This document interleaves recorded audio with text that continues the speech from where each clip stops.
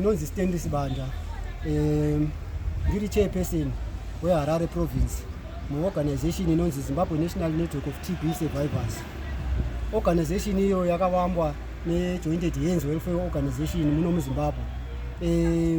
Basa redu rakakurisisa nderekurwisana nechirwere cheTB, rekuedza kupedza chirwere cheTB mugore ra2030.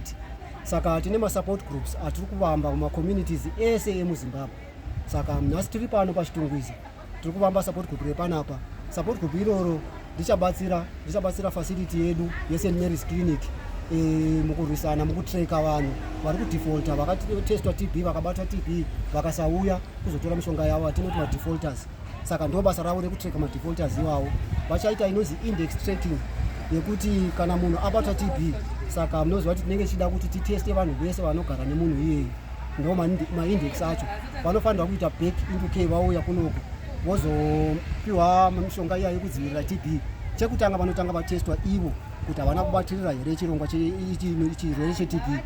So zvatinenge chitarisira ndezvekuti vakauya nevanhu ivava vachatestwa, vakaonekwa vari negative vachapiwa mishonga watinoti TPT kana kuti TB prevention therapy. Saka mabasa atinoita panapa ndekubatsira neclinic kuma health talks patinenge chidzidzisa vanhu vauya panapa kuzotora mishonga, kuzowana mamaservices akawandisa, tuchivaudza nezvenjodzi yekubatwa nechirwere cheTB. Chirwere cheTB munoziva kuti TB ndo inouraya vanhu vakawanda, especially kuvanhu vari kurarama neutachiona hweHIV yatinoti number 1 killer in HIV infected people. So tiri kuedza kudzikisa mukana iyoyo yekuti vanhu vasabatwe neTB, vanenge vabatwa neTB vacho varapwe.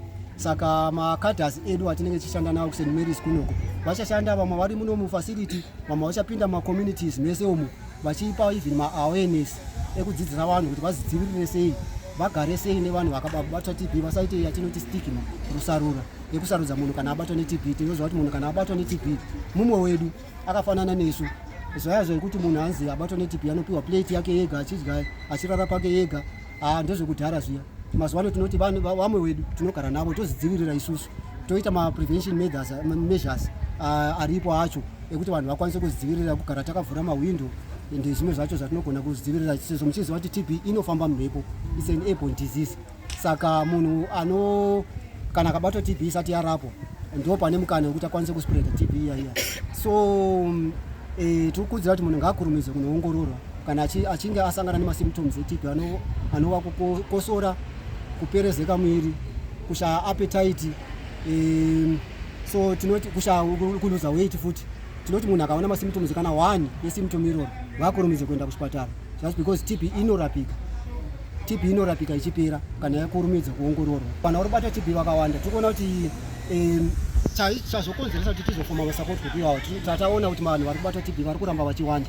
Saka tiri kuedza kudzikisa mukana iyo kuti vanhu vasabatwe nechirwere cheTB, just because TB neHIV dzinojikidzana. Saka TB kana ikabatwa nemunhu ari kurwara neHIV zvine njodzi yekuti inogona kumuuraya. So ndo saka tafoma support group iyo, tibatsirane nevanhu vedu, tibatsirane nevamwe vedu. Vanhu vari kubatwa neTB vakawanda.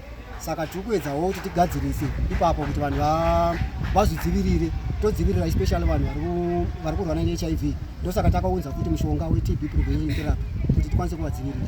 Ini ndinonzi Muyoro, ndakarwara neTB ikabatirwa muchest. Yabatirwa muchest ni2010 kubva ndaendeswa kuchipatara. Saka kubva pandakarwara ipapo ndaimwa mishonga yangu nenguva kusvika izvinezvi kusvika ndafema zvekuti ndakambopera kutosvika pa35 kgs. Ndaisweta, ndaisingadyi, zvekutoti pfungwa chaidzo dzangu dzaidzisingazikamwi zvezvo zvekunge munhu atotenderera musoro. Asi ndoda kungotenda kuti kana uchinge uri patreatment yeTB ukamwa mishonga yako nenguva uchinyatsomwa zvakanaka unorarama. Ndaisingafungi kuti ndinodai ndiri pano, ndaitonzwa vamwe vachindiseka vachitotaura pamusoro poupenyu hwangu, vachitogoyerwa hembe nemafiriji kumusha kuti zviende kumusha nekuti hapasina. Ndichinzwa asi ndakatozomuka zvokuti vanhu iko zvino nyangwe dai wemufamily nemanext door andinogara vari kutoshamisika kuti mai vai vakutonyara nezvavakanga vachitaura. TB chirwere chinotapurirwana, asi inini yangu yakabudira muchest. Ndakaita pandakangopedza 6 months dzangu dzekosi yangu, ndo pandakatanga kutonzwa kuita zvererai, kutotanga kunyatsojeka kusimba, kutowacha nekutoendawo kubasa. Ndinoitwa Barbara Chisho. Ndakabatwa TB 2011. Ndakatanga kurwara 2011 na October 18 October ndo pandakana admit kuChitungwiza hospital. Ndakagara muhospital October November 20 December ndakakumbira chiremba ndashaiwa chirwere, hapana chirwere chandandabatwa na 2010. Handina chirwere chandandabatwa kana HIV kana TB yacho hapana chandandabatwa. Ndikakumbira chiremba achinditi ndinofanira kuzomuka musi wa 3 January. Ndikaendeswa kumba. Ndadzoka musi wa 3 January ndakazosikotorwa nevanoita chirongwa zvekurapa vanhu mahara vepaVarwere hospital. Ndovakanditsakura inoko vanoenda neni. Vasvika neni kuhospital, ndakanorara muhospital musi wokutanga, musi wa 3. Musi wa 4 ndakaendeswa kuBenz, ndopandakanotorwa scan, ndopandakabatwa TB. Ndabatwa TB inini, murume wangu chaiye akatombonditiza. Aiti achiuya muhospital aita kudongorera kudai. Hama neshamwari dzake dzichiti hauna upenyu hwakaroora, chenjera kuroora guva. Chipati ndakararama upenyu hwekuti ndaishaivisa kuti saka ndichazoichipa nyika. Ndakatengesa midziyo yese mumba, kusara sina kana chinhu. Ndikatakurwa naamai vangu vakaenda neni kumusha. Ndakanogara kumusha, ndakanga ndakupota ndichipirwa mapiritsi angu kuhospital yeparenyatwa, ndokanda kutorera mapiritsi angu. Ndakanwa mapiritsi for 8 months. 6 months ndakanzi pane kamwe kakaleya kasarire mbowedzera 2 months. Ndikanwa mapiritsi for 8 months. Kurarama uri muTB unenge usina kufa. Usazonyeperwa nevanhu ukabatwa TB wonzi hanzi wabatwa TB wapadhuze nekufa. Tasai zvandakaita izvo. Ini nditanga kutorwa, ndakati musi wandatanga kupiwa mapiritsi ndakatorwa CD4 count, ndikaonekwa ndiine 0. Unoziva kuti 0 unenge warufa, asi handina kufa. Ndakanga ndichiti kuti ndosvikogara kana pacheya pagaro musikana CD4 count ndeje CD4 count yanga HIV. Musi wandabatwa TB ndomusi wandakabatwa HIV. Musi wa 4 January 2012. Ukura zvika kudyidzana zvika zvakaita kakudyidzana. Inini hangu ndakamhenya ndachengeta hanzvadzi yangu, mwana mukoma baba wangu akanga arwara TB. Ndaimugezesa, anga ari mukomana akamhenya tiza pamba, achiita musititikiti. Patakazonomutora mutauni akunzi akurwara, ndaimugezesa kusvika ashaya. Ndikagozogeza mbuya vangu, mwana wanzvadzi amai vababa vangu akakwidzwa bhazi kubva South Africa abatwa TB asina ichengeta. Baba vangu akati ndambuya vagezese vaitirisa zvaunoda, ndikamugezesa kusvika vazoshaya mbuya. Saka ndakangofundzwa kuti pamwe urwere uhu ndautora kuti kwahama dzangu dzandaigara nadzo mumba chete, nekuti ndakasara ndichigara navo inini ndakatanga kuchengeta hanzvadzi ndikazochengeta mbuya. Kurwara neTB hakusi kufa. Ukateedzera TB makazorapwa ikapera here? Ndakarapwa TB ikapera izvo ndinowanza after 3 months ndinoteswa handinati. Mwana wangu wandaigara naye ari 2011 anga ari nerara naye musemblanket semunhu anga atengesa mabhisi. 2012 pandazotorwa namai ndichienda kumushando paanga akurarawo pai. Yana kubatirawo here mwana? Kusvika ndasi atori 4 izvozvo. Asi kana munhu achinge atanga kutora mapiritsi haatapurira handizvo? Akatanga kutora mapiritsi hautapurira.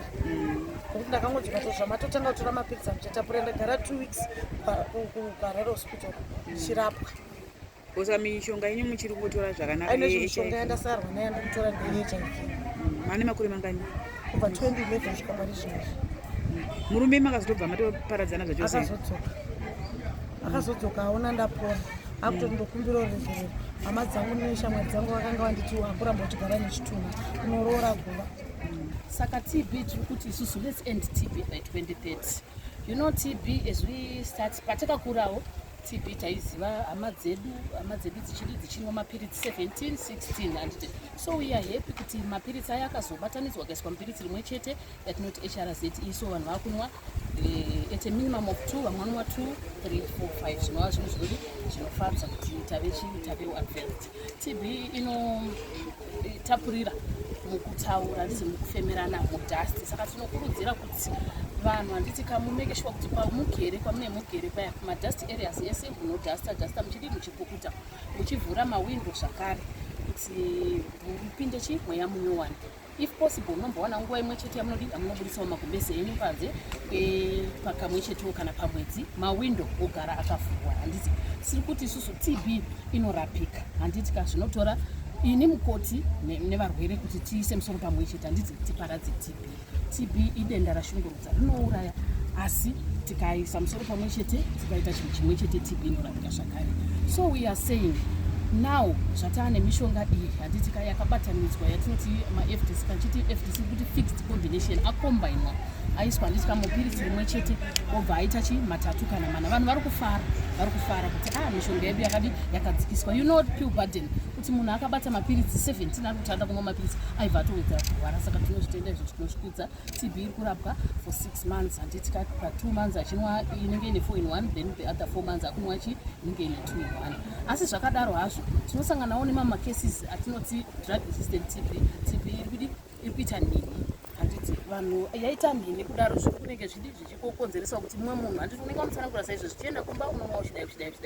Vamwe havazoteerera, vamwe vanove nemaissues, handiti maissues anosiyana-siyana, vamwe vanenge nemasocial issues zvinenge zvichinetsawo kudziva ikoko. Asi ibhedheni yatikutaura yedrug resistant TB yakaonawo mushonga zvakare yakunwawo for 12 months akatodzika taimbenge tiri mu20 months. Ndo mapirisi achakati wandei, asi tiri kuikurira. Tinoona kuti ezvinezvi yadzikira. Takambenge tine 20 cases yemadrug resistant TB yatiri kuti inenge yaita nhinhi, asi iye zvino muChitungwiza muno tinenge tatongosara neabout 5 cases paclinic uchiona kana 2 kana 1 case. Iyo TB yedu yatakatarisana nayo iyi yatiri kutaurwa nhasi kuti tawanirwa mukana kuti masurvivors auye azosangana nemapatients eTB uye vazobatsirana vachiti vakazopinda mucommunity vanovadi vana vasanangurirawo maside effects anowanikwa handiti nezvinoitwa kuti unoita sei kana uchidi pamishonga yeTB, chingave chikafu chaunofana kunwa, zvingave zvaunofana kuteedzera. Tinoimba kuti tichashanda pamwe chete nepartnership kuti tiparadze denda reTB.